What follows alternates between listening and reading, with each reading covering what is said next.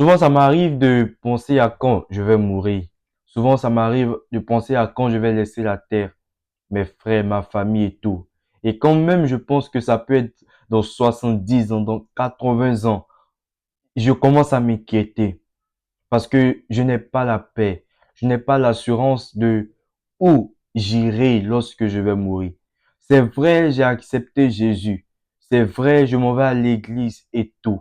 Mais ça seulement, si Jésus vient demain, je ne suis pas sûr qu'il va me prendre le jour de l'enlèvement, qu'il va me prendre et qu'il va partir avec moi. Je ne suis pas sûr de partir le jour de l'enlèvement. Pourquoi? Parce que je n'ai pas la paix quand je pense au jour de ma mort. Pourquoi nous nous inquiétons? Je me suis posé cette question. Parce que c'était une pensée qui revenait au fur et à mesure dans mon esprit et je ne comprenais pas. Donc Paul nous dit que la mort en Christ est un gain. Quelque chose qui est un gain, c'est une chose qui doit t'apporter du bonheur, qui doit t'apporter la paix. Est-ce que tu es véritablement attaché au cep qui est Jésus? Tu es peut-être pas chrétien, mais ça t'arrive souvent de penser à quand tu vas mourir. Ça t'arrive de penser souvent au jour de ta mort. Est-ce que tu seras heureux de laisser la terre ou est-ce qu'on se souviendra de toi et tout?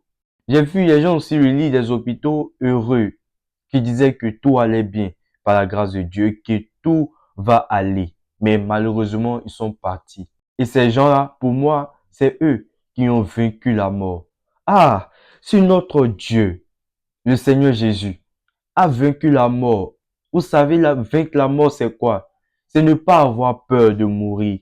C'est triompher sur la mort. Lorsque nous triomphons sur la mort, ça veut dire que nous avons triomphé sur la peur que le diable peut emmener sur le sujet de la mort. Le diable, pour triompher de lui, la peur ne doit pas faire partie de nos quotidiens. À chaque fois que le diable veut triompher de toi, il emmène la peur.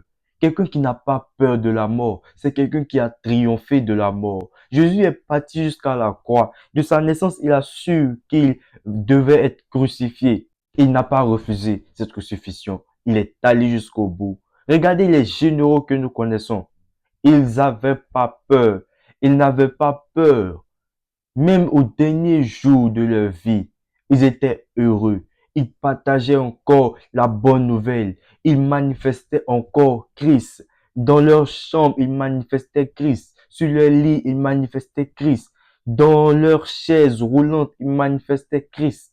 Et tout. Pourquoi nous, jeunes, quand nous pensons au jour de notre mort, nous avons peur? Je pense que le Seigneur m'a fait la grâce de pouvoir comprendre ce pourquoi je m'inquiétais, des questions que j'avais à lui poser et tout. Je pense que comme une parabole qu'il a donnée dans Matthieu 25, parlant des talents et tout. Il a pris l'exemple d'un maître de chant qui donnait des talents aux autres, en fait, 3, 2, 1 à différentes personnes. Et à son retour, il y a deux qui ont envoyé ce qu'ils ont fait avec ce qu'il leur a donné, les biens qu'il leur a donné lorsqu'ils partaient.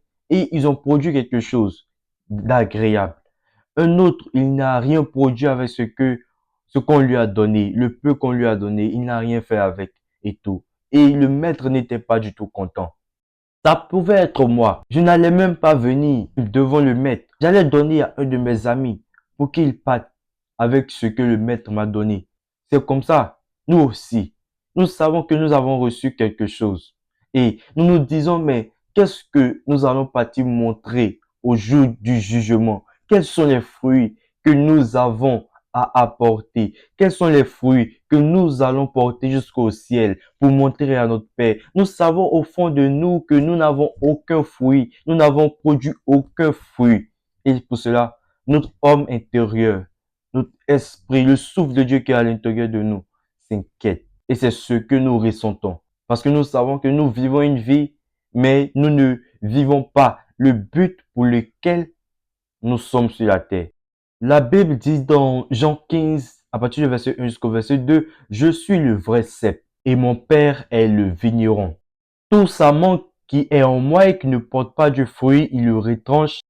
Et tout sarment qui porte du fruit, Il les monde afin qu'ils portent encore plus de fruits. Ma question, c'est que le sarment qui ne porte pas de fruits, lorsqu'on le retranche, on le met où? Paul dit encore, je suis pressé des deux côtés. J'ai le désir de m'en aller et d'être avec Christ, ce qui de beaucoup est le meilleur. Regardez la confiance qu'il avait.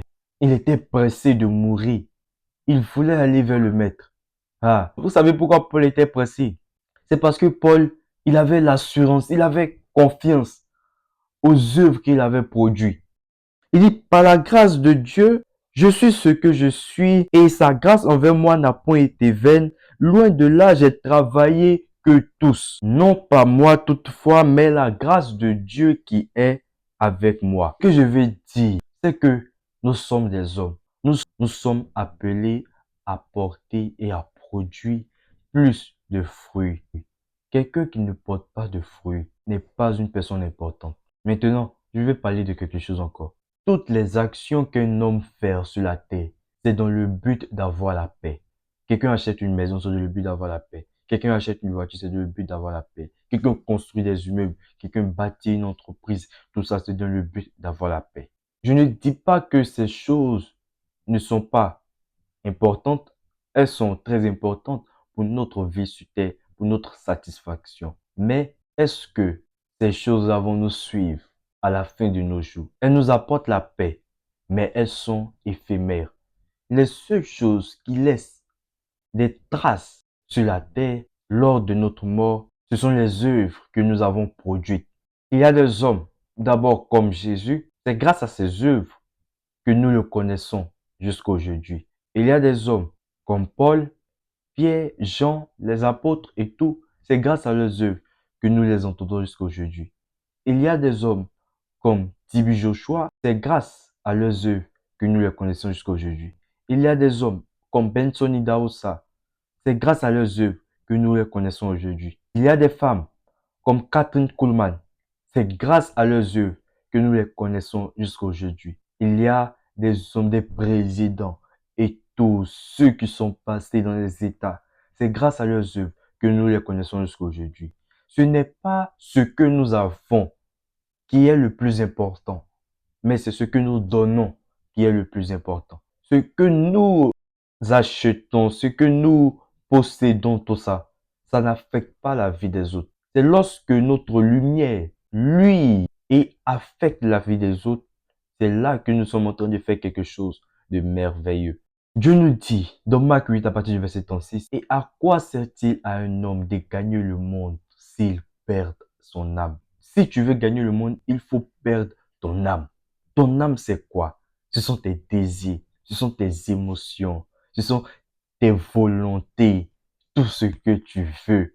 Tu dois les perdre. Tu dois les laisser à part et gagner le monde. Gagner le monde, c'est de faire en sorte qu'il ait une image de toi qui est ancrée en eux, afin qu'ils ne puissent pas t'oublier. Et gagner le monde aussi, c'est de les emmener à Jésus afin qu'ils trouvent un nouveau chemin, le vrai chemin, le chemin, afin qu'ils puissent connaître la vérité et afin qu'ils reçoivent la vie éternelle qui se vit dans le royaume des cieux au paradis. Vous savez, les chrétiens, nous n'apportons aucun et aucune valeur et notre parole est nulle et sans effet, ne peut rien faire dans la vie d'une personne lorsque nous venons l'évangéliser et lui dire que Jésus donne la vie éternelle.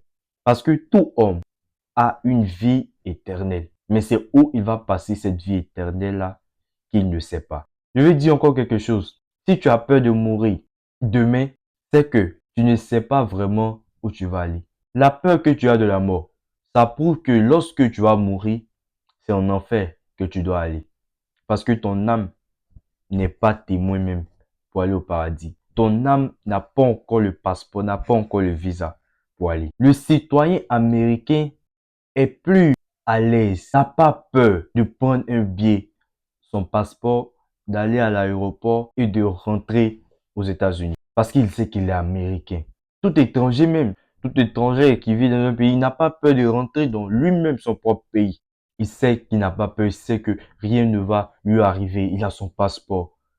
Il n'a pas besoin de son visa. Toi, tu as besoin du visa, mais il a son passeport. Il a tout, il a sa carte d'identité. Il montre que il est vraiment de ce pays. Il rentre facilement. Mais toi, qu'est-ce que tu as? Est-ce que tu as le visa? Est-ce que tu as le passeport du royaume? Parce que si tu fais des bêtises même, je crois qu'on peut t'arracher. Un moment, tu peux avoir le passeport du royaume. Et parce que tu as fait des bêtises, ils vont t'arracher. Tu es apatride. Voici un peu. Quelqu'un qui a l'assurance qu'il va partir et qu'ils ne vont pas le rapatrier. Il sait sur quoi il compte. Si tu n'as pas l'assurance, si tu n'as pas l'assurance que tu vas au paradis, c'est parce que tu sais, ton âme au fond de toi, c'est qu'il n'a pas les papiers pour aller. Moi, je sais que aujourd'hui, si je meurs demain, je vais partir au paradis parce que je n'ai produit aucun fruit. Même si ils ont accepté ma repentance, même si Dieu accepte ma repentance, il est miséricordieux, je prie Dieu pour que nous soyons toujours dans le temps de la grâce. Mais si demain la trompette sonne, vraiment, cher ami, je ne sais pas où je vais aller. C'est pour ça, je m'acharne maintenant à pouvoir changer, à pouvoir produire des fruits, de bons fruits pour me mettre, à pouvoir marcher dans la consécration et faire tout ce qu'il me demande. Il y a une joie d'être prisonnier de Christ. Il y a vraiment une joie d'être prisonnier de Christ. L'attachement au véritable cep. Si tu veux accepter Jésus comme Seigneur ou Sauveur, envoie-moi un DM, je veux Jésus.